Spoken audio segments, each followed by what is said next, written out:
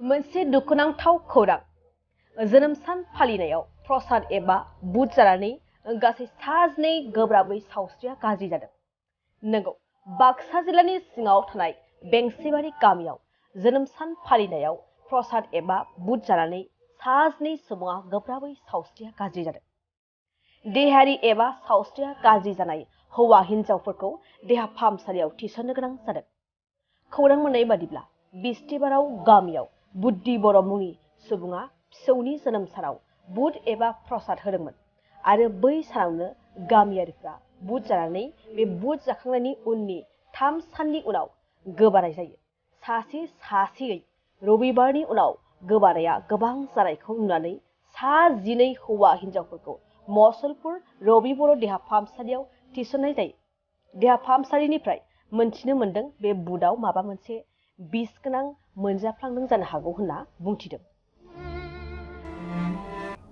এই বাৰ্থডে পাতিছিলোঁ তাতে মই বুট মুগ দিলোঁ আৰু এনে প্ৰসাদ দিছোঁ। প্ৰসাদক তেওঁলোকে খাই পেলাই আজি 4 দিন যোৱা বৃহস্পতিবাৰে পাতিছোঁ, আজি মোটামুটি সোমবাৰ। তেওঁলোকে কৈছে কি যে আমাৰ এই বুট খাই পেটৰ অসুখ খোৱা বুলি। তো মইতো দোকানৰ পৰা আনিছোঁ 5 কিলো বুট, আনি ধুনীয়াকৈ ধোৱা পখলা কৰি ধুনীয়াকৈ হেৰি কৰি ঠগি চগি দি আৰচক সম্বৰ্ধনা কৰাই আমাৰ বাথৌ বুঢ়াক পূজা পাতি দি মই সেই প্ৰগ্ৰামখিনি কৰিছোঁ। তাৰপিছত আজি মানুহবিলাকে কৈছে কি বুট খাই পেলাই পেটৰ কমপ্লেইন খোৱা বুলি কৈছে। এইখিনি যোৱাকালি কাৰোবাৰ হৈছে 7টাত, আজি হৈছে পুৱা 7টা বজাত। এতিয়ালৈকে কিমানজন মানুহৰ হৈছে? মোটামুটি 10-12জন হোৱা বুলি কৈছে। মই বাকীকেইটাক দেখাই নাই, আমাৰ গাঁৱৰ 5-6জন দেখিছোঁ। ক'ত নিছে তেওঁলোকক? মচলপুৰত নিছে মেডিকেলত। ডক্টৰে কি বুলি কৈছে? ডক্টৰেতো মই এতিয়া ৰিজাল্ট তেনেকৈ পোৱা নাই, তথাপিতো কৈছে কি হ'ব পাৰে গৰমৰ দিনৰ কথা, গৰমত তেনেকুৱা হয় আৰু মানে ডিচেণ্ট্ৰি পাতলা পায়খানা হৈয়ে থাকে গৰমৰ দিন, তেনেকৈ কৈছে ডক্টৰে। কোন এতিয়া আমাৰ এতিয়া আছে মোটামুটি মচলপুर। चिराङाव सावस्रि सिबिथायनि थाखाय मोनसे मोजां फाहामथायनि राहाखौ लानानै फैदों एसटि क्लिनिकआ। आथिखालाव सुबुंनि देहायाव नुजाथिबाय थानाय डायबिटिस बेरामनि थाखाय मोजां फाहामथाय होयो एसटि क्लिनिकआ।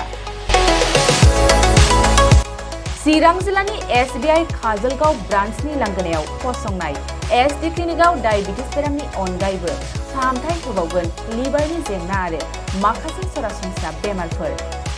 बे एसटि क्लिनिकआव डायबिटिस बेरामनि फाहामथायखौ होगोन जर'खा फाहामगिरि डक्टर समिक देबा। नोंथांमोना फुं आरो मोनाबिलि समावबो बे क्लिनिकआव फाहामथाय लानो हागोन। डक्टर, लेबरेटरि, मुलि, ECG सिबिथायनि खाबुफोरखौ बे एसटि क्लिनिकआव मोनजोबगोन।